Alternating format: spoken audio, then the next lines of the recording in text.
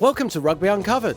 I'm Paul Rodriguez, and with Tom Nash, we are speaking to Georgia Evans from Saracens Rugby. Welcome to the show, Georgia. Hi, thank you for having me. Well, it's great to have you on.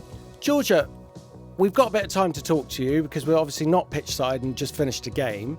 So tell us how you got involved in rugby in the first place. What was your first memory of playing rugby? So I was quite a late starter when I started playing. Obviously, I think a lot of people can relate to it. My brother played rugby all of his life. So I was always on a Sunday watching him and seeing him run around. And I always played netball up until I was in college. So I was 16. And one of the girls asked me, do you fancy coming and playing? And I could have told you that all the rules, everything. I knew everything about the sport, but I'd never actually played. So I started playing when I was 16 in college, and I quit netball the week after, and I never looked back. I kind of stuck with it and kept going. So what was it about rugby that made you choose that? Because obviously as an athlete, you could have probably chosen a range of sports. I grew up in England, but my whole family was Welsh, so it was very rugby orientated. I used to watch my cousin play for Wales. I watch my brother play, and I just think the physicality of the sport, I never realized until I started playing it how much I enjoyed it. And I still get told off now because it's probably the one. Finding space is not something I might be good at because I love running into people so much. I just think the physical nature and the team bonding as well, you don't experience that in many sports.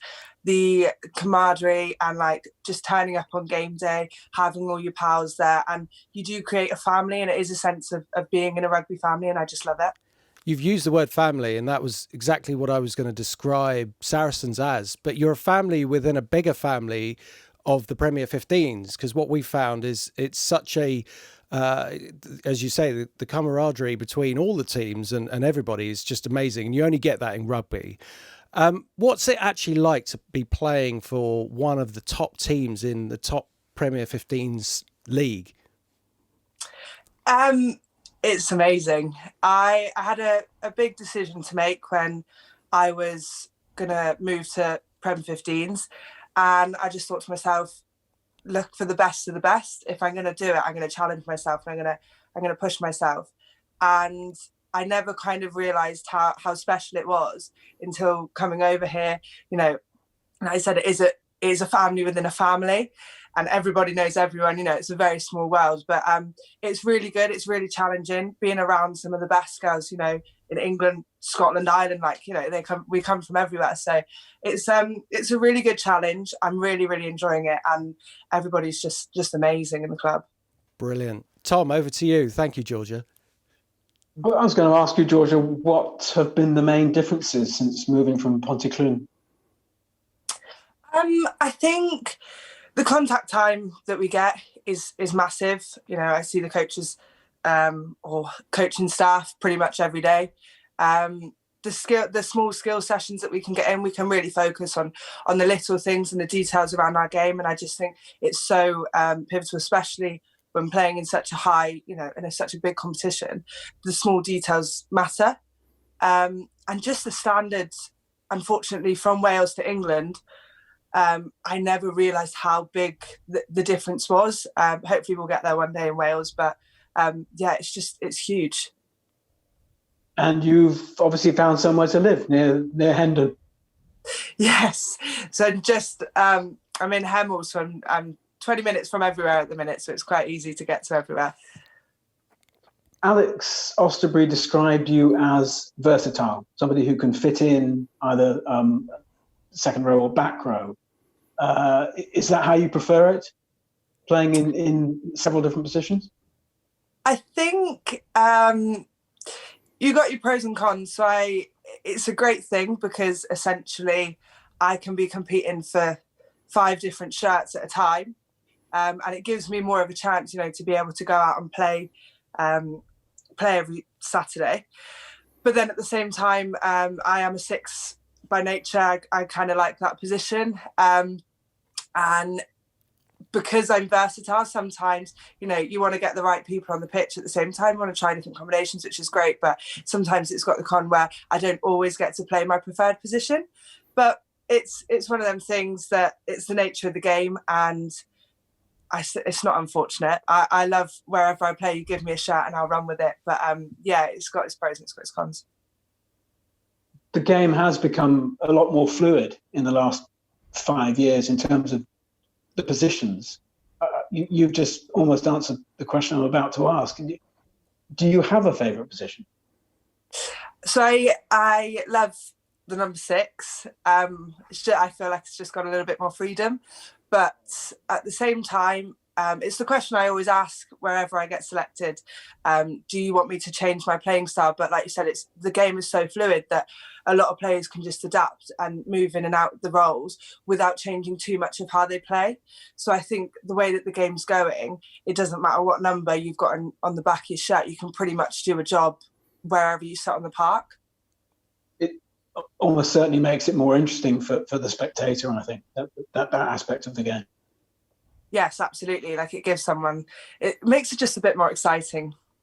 Sure. And do you know now where you're going to be playing this weekend, positionally? I do. I'm not sure I can release it just yet. Okay. No, but at least you know a day before.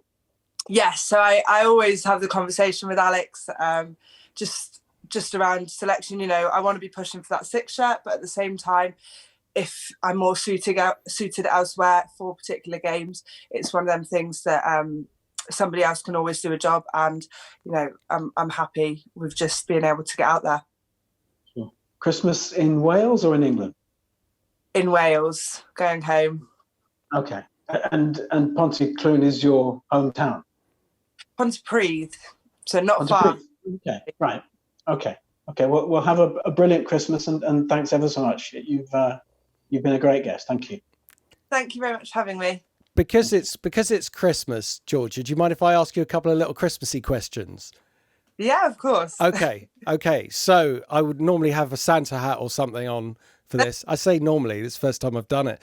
But okay, so if you knew a rival was training on Christmas Day, would you go out and train? Yes. Right. I think it's really, really important. Like, especially when we've got one of the big games coming up, we've got to be very, very careful while we're putting in our bodies over Christmas. And I think it just gives you a bit of an advantage, doesn't it? So do you actually let yourself go a little bit at Christmas and enjoy an extra mince pie or two? Or are you just such an athlete that you just will never do that at any time of year? I think it's really important over Christmas that you let your hair down. I know this year it's unprecedented, so maybe the festivities won't be as big. But no, I give myself a couple of days with the family just to enjoy it and not stress too much. But then obviously we've got Quins on the 2nd, so it's pretty much straight back to business. And then it's Christmas one side, onto the next job. So you've got to give yourself some time to unwind and enjoy it. That sounds very, very sensible indeed. What's your Christmas movie? Do you have one? I love The Grinch. Excellent. And do you do presents before your meal or after your meal? First thing in the morning. Really? So yeah, straight away. Aha. You see, there's some people who do it after lunch and you have to wait. But, that I like. Love it. Queen's speech?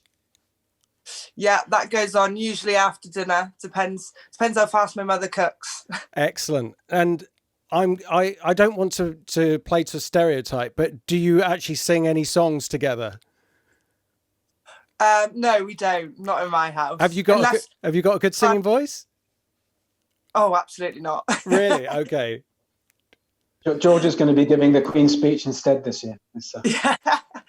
Excellent stuff. Now, Georgia, thank you so much for playing along with that, and thank you so much for coming on the show. And just before you go, how can people get in contact with you if they wanted to follow you on social media? What's your handles? So it is Georgia Emily with an extra Y at the end, X. That is on Twitter, on Instagram. You can follow me there and see what I'm up to. Not a lot interesting, I can say, but if you need to find me, that's where you'll get me. Brilliant. Now we got Loughborough. You got Loughborough Lightning tomorrow, which I think is going to be an amazing game, because the top of the table, you've just got some really great teams, and everyone's up their game, haven't they? So I'm really looking forward to that. I'm going to be watching. So, best of luck, and we hope to see you in the new year. Absolutely. Have a lovely Christmas. Thank you for having me. You too. Have a Merry Christmas. Good luck. And good luck next year. Thanks again. Merry Christmas. Merry Christmas, George. Bye. And thank you so much for listening, and we'll catch you next time.